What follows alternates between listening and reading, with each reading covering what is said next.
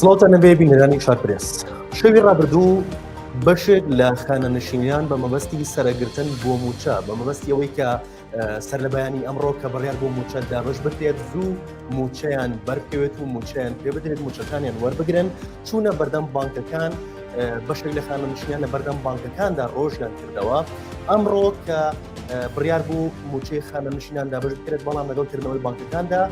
پێیان ڕاگەێنرا کە پارە لە بانکەکاندا نیەوە موچەی خانەنشینان دابش ناکرێت دواتر بەهۆی کارەباڵەکەی وە بەهۆی دروستبوونی پاڵەپەستۆوە لە کاتی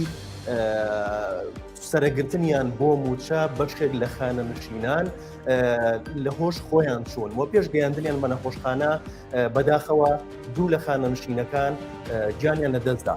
ئەمە لە کاتێکدا حکوومەتی هەرێمی کوردستان پێشتر ڕایگەیاند بوو کە هەموو 25 مانگێک دەست بە دابشکردنی موچەکان بەڵام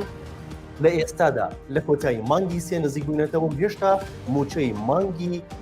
دوی ساڵی 2022 دابش نەکراوە گفتوگۆی ئەم پرسانە دەکەین لەگەڵ بەڕێز دابان محەممەد ئەندامی پەرلەمانی کوردستان لە شاری سلێمانیە و بە شەویکە ڕاستەوخۆ لەگەڵمانە کاک دابان سڵاوت لەبێ ئەم کاتت باش کاک دابان لەکوێی دنیادا شتی وە هەبووە خانەنشین شەو درەنگ بچێتە بەردەم بانک بۆ سەرەگرتنی موچە و بۆ ڕۆژی دوای ئەوەیە کە بڕیارە موچە دابش بکرێت هەرچەندە شەو درەنگ لە بەردەم بانکەیە ماوەتەوە بەڵام پێی بڵێن پارە لە بانکانیە و موچە دابش ناکرێت و هەر بە هۆکاری ئەوەی قەرەباڵغی دروست بووە پاڵەپەستۆ دروست بووە دوو لە خانەنشینەکان گیانە دەست بدەن لەکوێی دنیا دەشتی وا ڕوویداوە بە ناوی خۆی گەورە طبعاً ئەو دیمەنانەی کە دوێنێ شەو بینیمان لە بەردەمی بانکەکانەوە گواستنەوەی ئەو وێنانەی ئەمڕۆی خانەنشینانیش کە بینیمان تەنیا لە حکوومەتی هەرێمی کوردستان و لە هەرێمێکی وەکو هەرێمی کوردستانە ئەم وێنانە بیندێ و لە هیچ شوێنێکی دنیاە ئەمە نییە طبعاً بابی ینی نەبێت چاومان ئەو کەسانی کە لەوێن دایکی ئێمن باوکی ئێمن برای ئێمن کەسوکاری ئێمن لە دوای چەندین ساڵ خزمەت لە دوای ئەوەی کە تەمەنێک لە تەمەنی خۆی پێشکەشی خزمەتکردنی حکوومەت و کۆمەلگا و کۆمەڵێ پرس کردووە بەم نەوعات لە چاوەڕوانی 200,000 یا 240,000 دیناری خانەنشینیان بێ و سەرباری ئەوەش لە سەرەگرتن بۆ موچە گیان لەدەست بدە طبعاً ئەگەڕێمەوە سەر ئەوەی کە ئایا لە هەرێمی کوردستان داهات هەیە یاخود نەخێر بەڵێ لە هەرێمی کوردستان لە یەک مانگی فرۆشتنی نەوت بەشی دوو موچە داهات هەیە بەدەر لە داهاتی ناوخۆ بەدەر لە داهاتی یاوپەیمانان ئەو پارەی یاوپەیمانان و بەدەر لە ئەو پارەی کە حکوومەتی عێراقی نێرێ ماڵانە لە ڕێگەی فرۆشتنی نەوتەوە هەرێمی کوردستان زیاتر لە 1 ملیار دۆلاری دەسەکەوێت کە نزیکە بێتەوە لە موچەی دوو مانگی فەرمانبەران واتە لە مانگێک بۆ فرۆشتنی نەوت نزیکەی دوو مانگ موچەی بەڵام بۆ بەم شێوەیەیە ئێمە لە ماوەی ڕابردووە چەندین جار باسمان کردووە ئەم حکوومەتە ناتوانێت پارەکانی خۆی کۆ بکاتەوە ئەم حکوومەتە ناتوانێت داهاتەکانی خۆی بە ڕێکوپێکی کۆ بکاتەوە و نەکۆکردنەوەیەوە تا لە دابشکردنی شادیسانەوە کێشە دروست بووە و شکستی هێناوە بە هەموو پێوەرێک ئەوەی کە ئێستا ڕووەدا شکست خواردنی حکوومەتی هەرێمی کوردستانە ناکرێ ئێمە بۆ نمونە بچووچیکەینەوە محافەزەیەک یان بۆ نمونە هێزێک یان لایەنێک یان شخصێک یان بەرپرسێک تاوانبار بکەین یان تۆمەتباریکەین بەو دۆخەی کە هەیە بەڵکو ئەوە شکستی حکومڕانیە لە هەرێمی کوردستان شکستی ئەوە حکومڕانیە کە تا ئەم ساتە قەیران بە دوای قەیران بەسەر هاوڵاتیان نایهێنێ و نەک ناوی حکومت بەڵکو بووە نەکبەتی بۆ خەڵکەکەی خۆی بەڵێ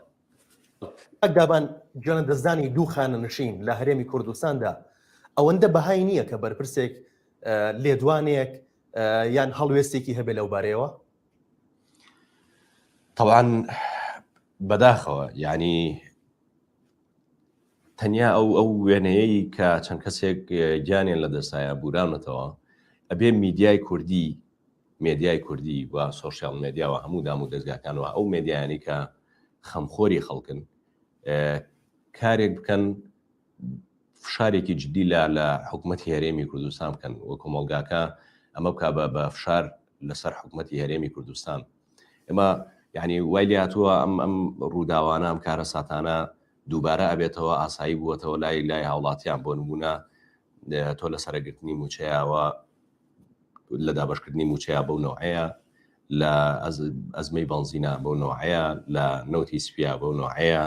بۆ نمونە لە ڕسومات و وەرگرتنی باجاوە بۆ خۆتان نەزانن کە کاسبکار و هەمووی ئیفلاسی کردووە. بۆ نمونە لە گرانی شتومەکە تا بازاڕەکە، یعنی حکوومەتەکە توانایەوەشی نییە کۆنتترۆلی بازاڕەکە بکە. بەڵێ بەداخەوە ئەوەی کە ڕوویدا نەک بەرپرسێ قسە بکە پێویستە حکوومەتەکەی لەسەر هەڵبۆشێتەوە، نەک بۆ نمونە بەرپرسێ قسە بکە پێویستە پێش هەموو کەسێ ئەم حکوومەتە بڕاتە ماڵەوە. ینی بەداخەوە ئەم حکوومەتە هیچ شتێکی بەسەری چاو نییە، ینی سێ هێز لەناوە ئەم حکوومەتەیان کە هیچیان پەیوەندیان بە یەکەوە نەماوە. بۆ نمونە ئەمیان هاتووەتەوە بۆ سلێمانی، ئەویان لە ئەڕوا سەفەری دەرەوەی وڵاتانەکە مناڵی خۆیە بە ئەمیان بەرپرسە حیزبەکەی لەگەڵ خوێندکارانە کۆ بێتەوە، ئەمیان بۆ نمونە کێشەی خستەخانە چارەسەرەکە هەمووی لە ڕووی حیزبیەوە ئێستا حیزب ئەم کۆمەلگایە بڕێوە بە. بەڵام سەرباری ئەوە مادام ئەم حکوومەتە سەناکە دەستنیشانی کەم و کوڕێکان ناکات، دەستنیشانی ئەو کەسانە ناکە کە مقەسیرە و جورئەت و ئازایەتی ئەوەی نییە دەست بخاتە سەر برینەکان، کەواتە دیسانەوە حکوومەت وانەی کە پێکەنێری حکوومەتن لەم دۆخە بەرپرس. ئەم دۆخە تاکو ئێستا نەگەیشتۆ بۆی کاردانەوە دروست بێت، هیچ نەبێت لەلایەن هاوڵاتیانەوە. طبعاً ئەوەی کە ئێستا هەرێمی کوردستان پیایە گوزەرەکە ڕوونە بەم شێوازە حکوومەتی هەرێمی کوردستان ناتوانێت ئیدامە بەکارەکانی بداوە هاوڵاتیان لە هەرێمی کوردستانە تحملی ئەم جۆرە لە حکومڕانی ناکەن. هاوڵاتی لە دوای 2014ەوە ئەگەر شتێ پاشەکەوتی هەبوو بێ یان شتێ پارەی کۆ کرد بێتەوە وردە ئەوەشی خواردووە، بەڵام سێرەکی حکومەت 45 یا 50 ڕۆژارێ موچەیەکەداوە کار و کەسابەت و جوڵەی بازرگانی و هیچ شتێک لە بازاڕە نەماوە. ئەوەی کە هەیە ئەم موچەیە حکومەت بەم دەستەیدا بەو دەستیتر لە ڕێی باج و ڕسومات و لە کۆمەڵی ڕێگاری ترەوە لە هاوڵاتی وەرەگرێتەوە. بەڵێ ئەم حکومەتە هەر بەناو حکومەتە و حکومڕانی بەم شێوازەی ئێستا نابێ و پێویستە فشاری جدی بکرێ. ئەگەر لە ڕێی انتخاباتەوە بێ انتخاباتێکی پێشۆخ بکرێ، ئەگەر نام حکومەتە هەڵبۆشێتەوە ئالێتێکی تر بدۆزرێتەوە. ئەم حکومەتە سەر تاپای لە عیلاقاتیەوە، لە داهاتیەوە، لە پارەیەوە، لە شتومەکیەوە، لە ئیدارە سەر تاپای ئیدارەدانەکەی لە ژێر پرسیارایەوە ڕۆژ بە ڕۆژ قەیرانێک، هەڵاوسانێک، کێشەیەک بۆ هاوڵاتیەکانی دروستەکە. هاوڵاتی لە ژێر دەستی ئەم جۆرە لە حکومڕانی بۆ سەعاتێکیش بێ ناتوانێت ئیسراحەت بکە و ناتوانێت بۆ نمونە پلان بۆ ڕۆژێکی تردا بنێ. ئەمە حکومڕانی نییە. تۆ داهاتی ناوخۆ و نەگاتەوە بە دەستی موچەخۆرەکانە، داهاتی نەوتی نەگاتەوە بە دەستی موچەخۆرەکانە، بەغدا پارەکەشە بۆ بنێرێ هێشار نەگاتەوە بە ئەمە دۆخی موچە و ئەمە دۆخی تەوزیعکردنی موچە و بێگومان ئەم حکومەتە شکستی خواردووە. باشە کاک دابان باز لەوە کرێ کە داهاتی ناوخۆ ویستویانە بەرزی بکەنەوە، بەڵام بۆ شێوەیە بۆ کە حکوومەتی هەرێم ویستوێتی. ئەمە لە لێدوانی سەرۆکی حکوومەتی هەرێمی کوردستان داهاتووە ئەڵێ داهاتی ناوخۆمان کەمی کردووە. ئایا بەڕاستی داهاتی ناوخۆ کەمی کردووە؟ باز لەوە کرێ کە ئەوەتە بەرزت باس لەوە کرد کە باج و ڕسومات زیادی کردووە لەسەر هاوڵاتیان. مەبەست لە بەرزکردنەوەی داهاتی ناوخۆ چییە؟ یعنی داهاتی ناوخۆ ئەگەر ئەوەیە کە تۆ بێی هاوڵاتیەک داهاتێکی کەمی هەیە موچەیەکی کەمی هەیە لێ وەرگریتەوە، طبعاً ئەمە بەم نەوە داهات زیان نابێ. شەریکاتی نەوتە هەیە 800 کۆمپانیا هەیە، تۆ ئەوانە نەباجەدەن خۆیان یعنی لە باج بەخشراون. بۆ نمونە کارگەکانە هەیە، بۆ نمونە ئەنوا ڕێگەی باجی و ڕسومات هەیە، بۆ نمونە دەروازەکانە هەیە، بۆ نمونە پارەی ئاو کارەبا و کۆمەڵێشتی ترە هەیە کە تۆ ئەوانەی کە پیانە وترێ گەورە باشدەران لە باج بەخشرابن، لە باج خۆیان بدزنەوە، باج نەدەن. هاوڵاتە فەقیرەکە دوکانارێکە ڕۆژ های ئەوارە بایی 15,000 دینار ئەگەر شتومەکێ بفرۆشێ، بەڵام بێی سەری مانگ یا سەری ساڵ بە 12 ڕێگە پاری لێوەرگری، بە 12 ڕێگە باج و ڕسوماتی لێوەرگری، طبعاً بەم شێوازە هاوڵاتیەکە و بازاڕەکە ڕۆژ بە ڕۆژ خراپترە بێ و باجەکە بۆ داهاتەکەش بۆ کۆ نابێتەوە. بەڵێ حکوومەتی هەرێمی کوردستان ویستی ئەمە بکە، بەڵام لەوە شاشکستی خوارد و نەیتوانی ئەمە بکات، چونکە ئەوانەی کە پیانە وترێ باشدەر، ئەوانەی کە کاریگەریان لەسەر زیادبوونی داهاتی ناوخۆ ئەوانە پێشتر بە کۆمەڵی ڕێکاری نایاسایی کە لە شوێنێکی دنیای نیە لە باج بەخشراون و ئەمانە باج نادەن. تۆ سەری داهاتی ناوخۆ کە ئەوەی کە ئێستا ئەوگوزارێ ئەڵێن لە بانقەکانە پارە نییە، بۆ نمونە شوێنێکی وەکو سلێمانی پارێزگایەکی وەکو سلێمانی پێویستی بە 6 ملیۆن دلارە، بۆچی بە پارەی باج و بە پارەی گۆمرگ و بە پارەی ڕسومات و بۆ هەموو داهاتە ناتوان 6 ملیۆن دلار بخەنە بانقەکانەوە لانی کەم بتوان دێ موچەی خانەنشینانی پێ بدرێت. بۆ هەولێریش تەبانە ئەم قسەیە ڕاستە. لە کاتێکە پێشەوەی کە بێمە ئێرە پرسیارم کردووە داهاتی مەرزی باشماق چەنە، داهاتی مەرزی پەروێزخان چەنە، داهاتی بۆ نمونە بەڕێوەبەرایەتی هاتوچۆ چەنە، بۆ نمونە داهاتی ئاو چەنە، کارەبا چەنە. ئەمانە سەر و 150 ملیار دینار بەرەو ژوورە. بەڵام خێرە تۆ 7 ملیاری ناتوانانی بخیتە خزمەتی موچەوە، خەڵک لەسەری موچەیە گیان لە دەست بدە، بانقەکان خاڵی بن و بانکەکان پارەیان تیانە بێ. بەڵێ کاک دابان ئەمڕۆ مەسرور بارزانانی سەرۆکی حکوومەتی هەرێمی کوردستان بزوتنەوەی گۆڕانی ئاگادار کردەوە لە دەوام نەکردن و بایکۆتکردنی ئاواتی شێخ جەناب وەزیری دارایی کە لە پشتی گۆڕانە. ئایا دەوام نەکردنی ئاواتی شێخ جەناب وەزیری دارایی پەیوەندی بە دابەژنەکردن و دواکەوتنی موچەوە هەیە یان پەیوەندی بە نەگەڕانەوەی داهاتی سلێمانیەوە هەیە، پەیوەندی بە چیەوە هەیە؟ ئەگەر پەیوەندی بەوانەوە هەیە بۆ لە پۆستەکەی نەکشاوەتەوە؟ طبعاً مەسلەی داهات تەنیا داهاتی ناوخۆ نیە، چکە شتێکی ناوی داهاتی نەوتە لە ماوەی ڕابردووە 350 ملیۆن دلار لە داهاتی نەوت گەڕاوەتەوە خەزیانەی وەزارەتی دارایی. ئێستا شتێک بڕەکەی زیادی کردووە. ئەم منافەسەی بینی یەکێتی و پارتی بە پلی یەکەم هاوڵاتیان زیانی پێکردووە. ئەم چاوەڕێ بکە و شتێک لە داهاتی نەوت بگێڕێتەوە، نەخێر هەولێری چاوەڕێ بکە داهاتی سلێمانی بخرێتەوە خزمەتی موچە، یان بۆ نمونە سلێمانی دەست بە داهاتەوە بگرێت. طبعاً ئەمە بۆی کە زەخت لە ئەوە بکرێت داهاتی نەوت بگەڕێت. طبعاً ئەمە بیرکردنەوەیکی زۆر هەڵەیە. ئەوەی کە پەیوەندی بە وەزارەتی داراییەوە هەیە بەڵێ نزیکەی 20 ڕۆژێک زیاترە. پێم وایە وەزیری دارایی دەوامی وەزارەت ناکە، بەڵام تەفاسیلەکەی ئاگادار نیم. عمومەن هەر هۆکارێکی هەبوو بێت تەمەنا ئەەکەم پەیوەندی بە داهاتەوە هەبێ، پەیوەندی بە موچەوە هەبێ، پەیوەندی بە دابشکردنی موچەوە هەبێ لە کاتی خۆیان هەر هەڵوێستێک نەک تەنیا وەزیری دارایی یان هەر وەزیرێکی تر بینوێنێ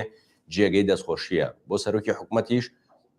لە بری ئەوەی کە فشار لە لایەنێک یا لە کەسێک بکە فشار لەوە بکرێت کە کۆی داهاتی نەوت و کۆی مەلەفی نەوت و کۆی ئەو پارەیە کە لە نەوت دەسەکەوێ بیخەنە سەبەتەیەکەوە و ئەو پارانەی لە داهاتی ناوخۆ یان لە گومرگ یان لە ڕسومات یان لە باج دەست ئەکەوێ ئەوەی کە داهاتی ناوخۆیە بیخەنەوە یەک سەبەتە و بخرێتەوە خزمەتی موچەخۆران. تەمەناکەم پێشەوەی کە زەختی حیزبی و کۆمەڵی فشاری تر لە لایەنەکان یان لە کۆمەڵی ئەشخاص بکرێ با بڕۆ فشار بکەن بۆ جێڕانەوەی داهات. ینی ئەوەی کە ئێستا ئەگوزارێ بەرەو ئەوواچێ لە ساڵی 90ەکان خراپتر بێ، ینی هەموو ئاماژەکان بەرەو ئەووا ڕاچکە ڕۆژ بە ڕۆژ ئەمانە داهاتی زیاتریان دەسەکەوێ، بەڵام ناتوانن نەک ئەو پاشەکەوتەی لایەنە لە کاتی خۆشیان موچە بدەن. ینی ئەم حکومەتە لە کاتی خۆیاوتی ئێمە 25 ڕۆژارێک یان بە هەموو 25 مانگی 25 مانگێک موچە ئەدەین لە کاتی خۆیان، پابندی بەڵێنەکانی خۆیان نەبوون، وتیان لە مەلەفی نەوت تا شەفافە بین، پابند نەبوون بە بەڵێنەکانی خۆیانەوە، وتیان لە ئازادی ڕادەربڕینا ئێمە بۆ نمونە پانتایی ئازادی ڕادەبڕنی فراوانترەکەین، دیسانەوە پابند نەبوو بێت. ئەوەی بەڵێن بێ، ئەوەی کە بە خەڵکیان وتۆ پێچەوانەکەی دەرچوو. ئەگدابان ئەگەر هەموو بڕیارەکان ئەگەڕێتەوە بۆ سەرۆکی حکوومەتی هەرێمی کوردستان بۆ نەبینراوە تا ئێستا لەم کابینی و لە کابینەکانی پێشووتریشە وەزیرێک پۆستەکەی بەجێبێڵێت و دەست دەکار بکێشێتەوە بە هۆکاریەوەی کە بڕیار لە دەستی ئەوانیە. طبعاً ئەمە بێ لەوام بپرسی، یعنی بەداخەوە کەسێکە ڕاتە شوێنێک بە کۆمەڵێک مەرج و بە کۆمەڵێک ڕێکار ئەڕاتە ئەو شوێنە کە تۆ ئەزانی بە قسە و ناکرێت، کە تۆ ئەزانی دەسەڵاتی نییە، کە تۆ ئەزانی ناتوانانی کۆمەڵێک کار بکەی، کە تۆ ئەزانی ناتوانانی ببی بە بەشێک لە چاکە بۆ میلەتەکە و کە تۆ ئەزانی بۆ نمونە ئەو کورسی کە لەسەری دانیشتووی بووەتە بەڵا، بووەتە کێشە، بووەتە خراپە بەسەر میلەتەکەتەوە جێبێڵی، ینی چی قورسیەکی تایە ئەمە؟ بەڵێ کاک دابان تاکەی بەم دۆخەوە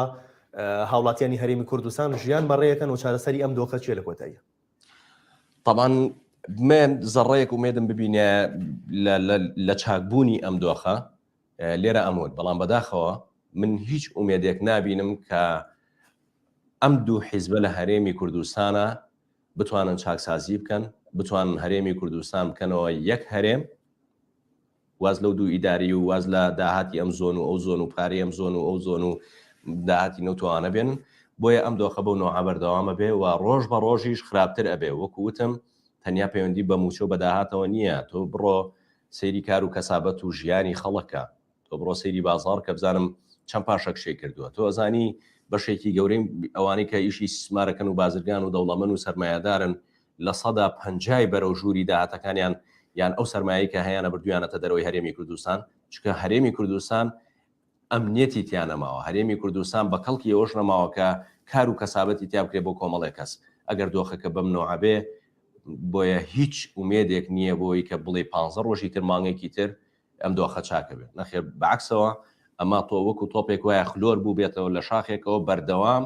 بەرەو خوارە چەیە. دۆخی هەرێمی کوردستانیش بەم حکومڕانی و بەم عەقڵێتی ئیدارەدانی ئێستا ڕۆژ بە ڕۆژ بەرەو خراپترەوە.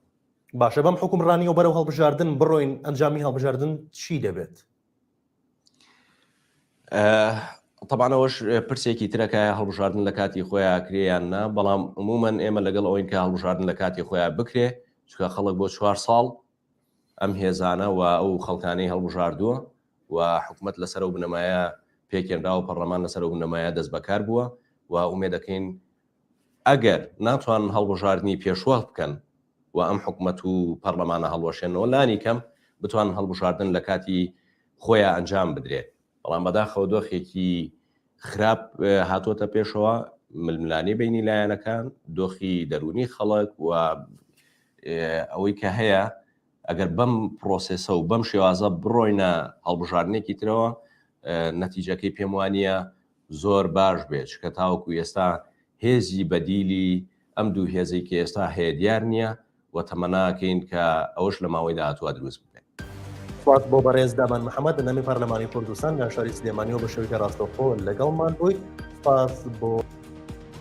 تا ئێستا بینەرمان بوون، هیوای کاتێکی خۆشتان بۆ.